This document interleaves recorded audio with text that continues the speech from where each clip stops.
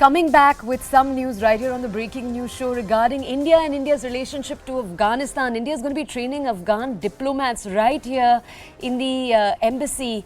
I'll be bringing you more context, but the training session will start over the course of 3 days. The training program will be held between March 14th and 17th at the Indian Embassy in Kabul. It's a move that signaled building relations between New Delhi and the Taliban-ruled country. The trainees who will attend the training have, I believe, recently joined the Taliban cadres in Afghanistan's foreign ministry. Now, my colleague Abhishek is with us right now. Abhishek, I just want to understand from you, how should our audiences read this, especially with India's movement but not yet total recognition of the Taliban regime in Afghanistan? How should we read this news? So clearly, this trip is coming at a time when Taliban has actually become a de facto establishment, de facto rulers of Afghanistan, and India, for various reasons, for security reason and for being at the right in the neighborhood of Afghanistan, cannot afford to look away and not engage with Taliban and not know the point of view that they have on the various geographical issues. So this is small training session that will be about 4 days long, will be held at the Indian Embassy in Kabul. We know that last year in July, India had established its high-level technical team in Kabul. The embassy is not fully operational, but there are there are senior officials of MEA who are representing India as the technical team members. And they have been officials of Taliban, senior officials of Taliban, and to sort of engage because India has not fully recognized Taliban rule in Afghanistan because of its multiple non-democratic values and status. Abhishek, just stay with us for a second. Former diplomat Anil Triviyat is also with us here on the phone. Sir, good morning. Thank you for joining us here on CNN News 18.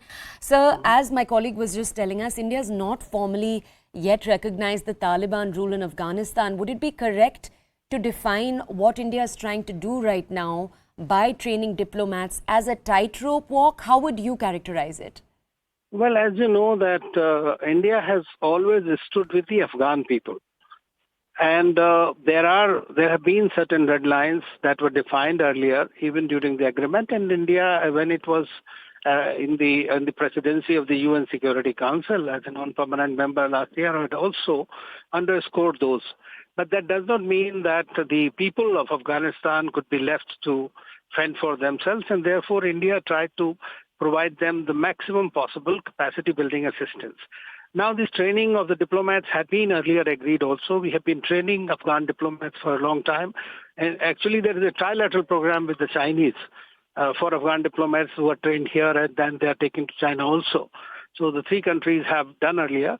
But this time, it is absolutely essential that the Taliban government, irrespective of Taliban government, that the Afghans' capacity building program, in which India has been the largest contributor, as you know, with over $3 billion, and creating this. And this is what Taliban has been requesting India to provide assistance, to resume the programs, whatever been held up. And India is doing all that can. And recently, we have announced the 20 million tons of wheat again for Afghanistan, provided medicines, everything. So this is more, in a way, a humanitarian and a professional approach.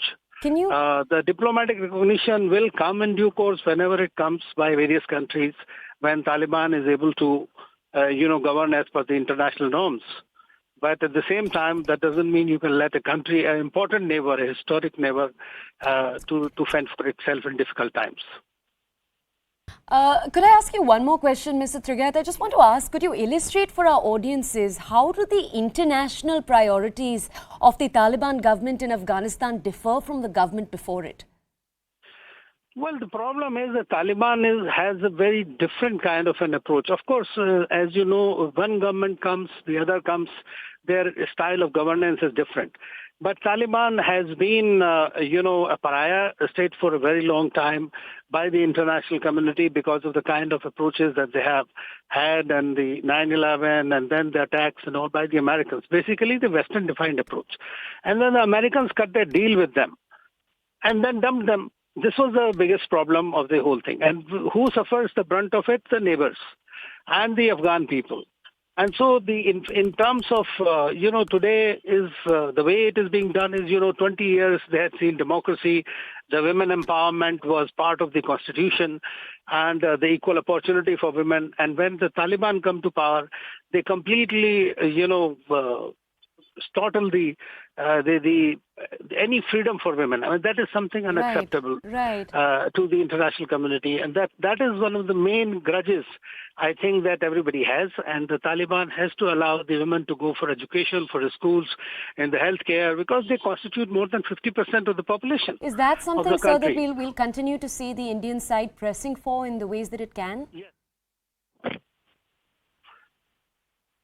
Sir, are you able to hear me? Yes, I am able to hear you. Yes, we are. Okay, all right. India has conveyed its concerns, but at the same time, we are maintaining working relations with the Taliban and with the government. As you mentioned, that we have a senior diplomat who is manning the embassy, and there are several other technical officers who are providing the assistance through international organizations. And India is providing whatever is possible so that the Afghan people do not suffer in the bargain, because they are our historic civilizational brothers and sisters. Sir, thank you so much for that context. Let's go over to our colleague Abhishek, who remains with us right now. Abhishek, back in July 2022, India had also trained 24 of Afghan's military cadets in the IMA in Dehradun.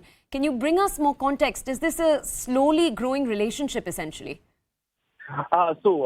Essentially, India was engaged with capacity building for Afghanistan's soldiers and diplomats. And there were a batch of Afghanis who were trained at IMA. But ever since the fall of Kabul into the hands of Taliban, these cadets were not being, sent back to Afghanistan because of the security and safety reasons of them.